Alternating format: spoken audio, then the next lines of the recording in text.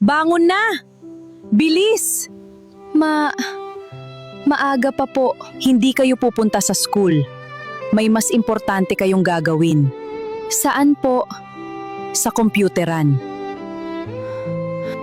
Ate, tingnan mo sila. Bilis! May exam pa tayo. Huwag mong kalimutan assignment. Ate, na-miss ko magsuot ng uniform. Umupo kayo. Ma, anong gagawin namin? Maghanap kayo ng Amerikano o Australian, basta AFAM.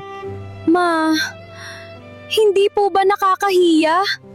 Mas nakakahiya ang walang makain. Ma, hindi ko alam paano makipag-usap. Google Translate. Bahala na. Ma, gusto ko sanang magtrabaho na lang. Magkano kikitain mo? 100? 200? Ang hanapin mo. Yun ang aasenso sa inyo. Pakisend nga ng research. Eto, introduction na lang kulang. Bukas defense natin. Ate, naalala mo, pangarap nating maging nurse? Ako gusto kong maging teacher. Ikaw, ate, gusto kong maging abogado. Anong ginagawa nyo? Nanood lang po kami ng mga estudyante. Kaya pala wala kayong nahahanap. Puro kayo pangarap. Ang hanapin nyo, May nakausap ba kayo? Wala. Ano bang silbi nyo? Maghapon kayong nakaupo. Ma, sinubukan naman po. Subukan nyo pang mabuti. Bukas, mas maaga tayong aalis. Ma, pwede bang mag-enroll na lang kami? Anong sabi mo? Gusto ko pong mag-aral. Kahit public school. Kahit lumang bag. Kahit walang baon. Gusto ko lang pong makapag-aral. At saan ako kukuha ng pambayad? Ma, magtatrabaho po kami. Maglalako. Magmamani. Magpaparlor. Basta makapag-aral lang. Mga walang kwenta. Yang mga racket nyo. Hindi mag-aahon sa atin. Makinig kayong tatlo. Kalimutan nyo na yung mga pangarap nyo. Hindi para sa mahihirap ang kolehiyo. Hindi rin para sa inyo. Ang tanging pag-asa nyo, makapangasawa ng mayamang. Bilis! Mag-login na kayo. Huwag puro tingin sa paligid. Opo. Ma, pwede po bang mamaya na lang? Bakit? May ginagawa pong assignment mga estudyante. Gusto ko lang pong manood.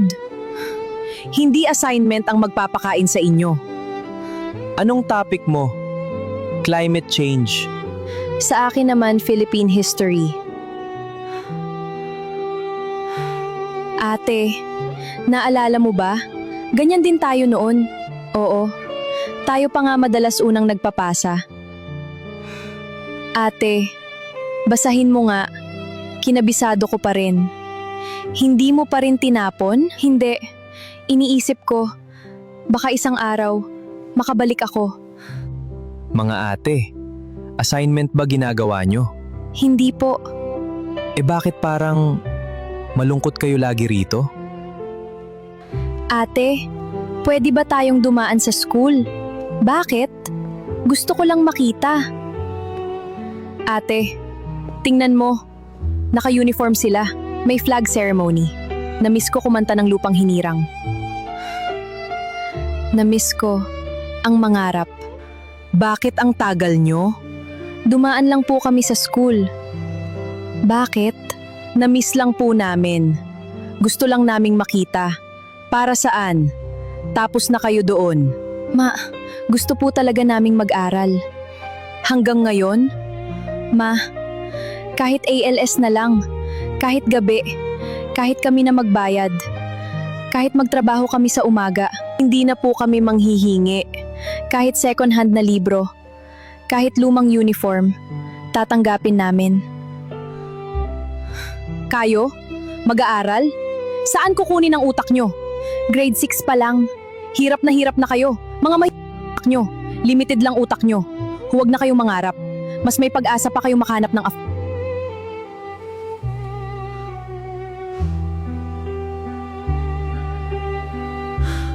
Ma, Tama na. Anong tama na? Pagod na kaming tatlo. Pagod na kaming marinig na lang ang pag-asa namin. Ano? Meron. Ano?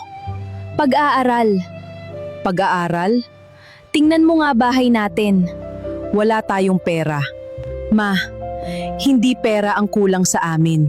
Pagkakataon, hindi nyo man lang kami pinasubok. Grade 6 pa lang kami. Tinapos nyo na agad pangarap namin. Pangarap? Anong gagawin nyo sa pangarap? Makakabili ba kayo ng bigas? Hindi agad, pero balang araw. Balang araw? Nagugutom tayo ngayon! Hindi pa kayo handa. Sa tingin ko, hindi nyo kakayanin. Hindi para sa inyo ang kolehiyo. Hindi ko nakikita na kakayanin nyo. Kung mahihina utak namin, bakit kami ang laging honor noon? Bakit ako ang representative ng school sa Quiz B? Bakit ako ang laging first honor? Bakit ako ang laging pinapabasa sa flag ceremony? Alam mo kung sino ang kumuha sa mga pangarap namin. Hindi kahirapan. Ikaw. Anong sabi mo? Ikaw. Hindi kami. Tuwing makakakita kami ng mga estudyante, naiinggit kami. Tuwing maririnig naming gumagawa sila ng assignment, napapaiyak kami. Habang sila nangangarap, kami pinapaghanap mo ng mapapang asawa. Ma, hindi kami produkto. Hindi kami puhunan. Hindi kami tiket palabas ng kahirapan. Mga anak mo kami. Hindi web dating. Kung gusto mong maghanap kami ng asawa, hindi na. Maghahanap kami ng trabaho. Mag-aaral kami. Kahit ALS. Kahit maglinis kami ng bahay. Kahit magbenta kami sa umaga. Pero hindi namin isusugal ang buhay namin. Dahil lang yun ang pangarap mo para sa amin. Welcome. Anong maitutulong ko sa inyo? Ma'am, gusto po naming mag-aral ulit. Kahit mahirap, kahit gabihin. May edad man o wala, palaging may lugar ang gustong matuto. Hindi kahirapan ang pinakamalaking hadlang sa pangarap ng isang bata. Minsan ang mismong taong dapat unang naniniwala sa kanila ang unang nagsasabing hindi nila kaya. At walang anak ang dapat turuang ibenta ang sariling kinabukasan kapalit ng pag-asang iaahon sila ng iba. Ang edukasyon ay hindi garantiya ng tagumpay. Pero ang pag-agaw sa pagkakataong makapag-aral ay pag-agaw rin sa pagkakataong mangarap.